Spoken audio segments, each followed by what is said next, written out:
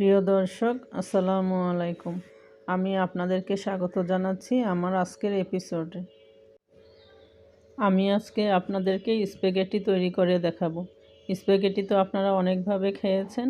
আমি আজকে খুব সহজ এবং সিম্পলভাবে হাতের কাছে থাকা ঘরোয়া কিছু উপকরণে তৈরি করে দেখাবো।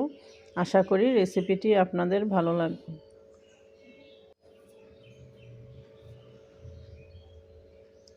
এখানে আমি 1 প্যাকেট স্প্যাগেটি নিয়েছি। এখানে 400 গ্রামের মতো আছে।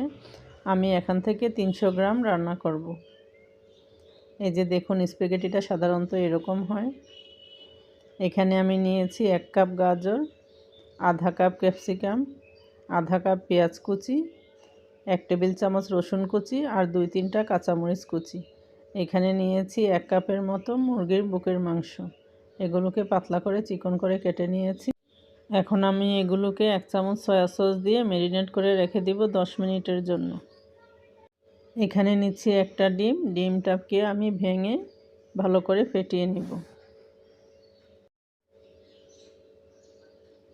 একটা বাটিতে আমি নিয়ে নিচ্ছি 2 টেবিল চামচ সয়া সস,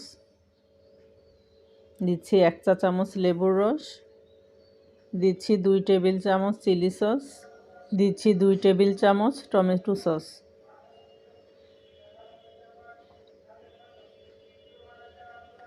দিচ্ছি 1 চা চামচ কর্নফ্লাওয়ার আর দিচ্ছি 2 টেবিল চামচ পানি।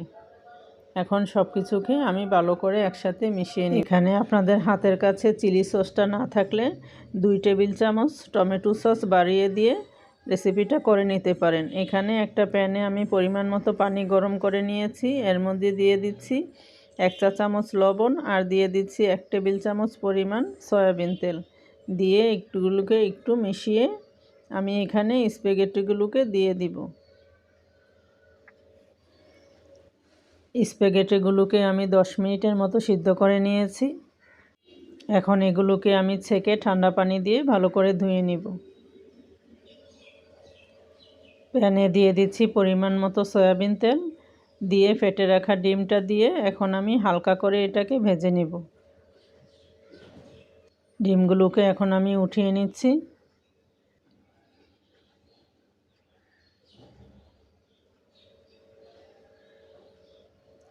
এখানে দিয়ে দিচ্ছি ম্যারিনেট করে রাখা মুরগির মাংসগুলি, দিয়ে একটু নেড়েচেড়ে ভালো করে সিদ্ধ হওয়া পর্যন্ত আমি এগুলোকে ভেজে নেব।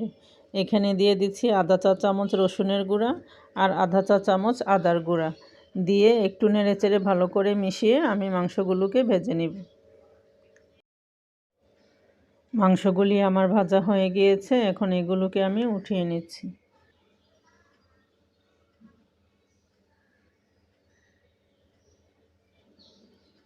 এখন এখানে দিয়ে দিচ্ছি পেঁয়াজ কুচি, রসুন কুচি আর কাঁচামরিচ কুচি, দিয়ে আমি কয়েক মিনিট এগুলোকে একটু ভালো করে ভেজে নিব।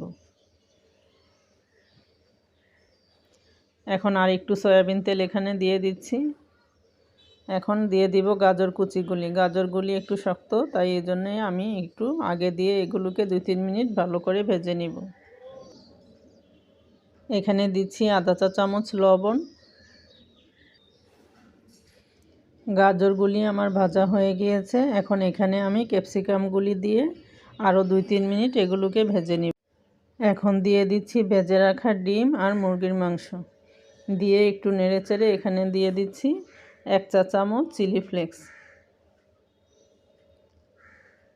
দিচ্ছি আরও 1 চা চামচ লবণ, দিয়ে এখন সব কিছুকে একসাথে মিশিয়ে এখানে সিদ্ধ করে রাখা স্প্যাগেটিগুলো দিয়ে দিচ্ছি। এখন আমি এগুলোকে নেড়েচেড়ে ভালো করে মিশিয়ে নিব।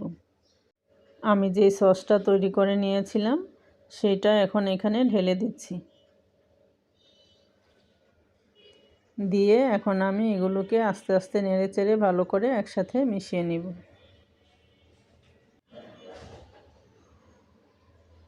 আমার মেশানো হয়ে গিয়েছে। এখন আমি আপনাদেরকে পরিবেশন করে দেখিয়ে দিচ্ছি। এই স্প্যাগেটিগুলি আপনারা সকাল বিকালের নাস্তায়, বাচ্চাদের টিফিনে বা রাতে ডিনারে ওগুলি খেতে পারেন। আশা করি রেসিপিটি আপনাদের ভালো লেগেছে।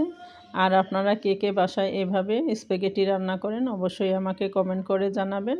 সবাই ভালো থাকবেন। আল্লাহ হাফেজ।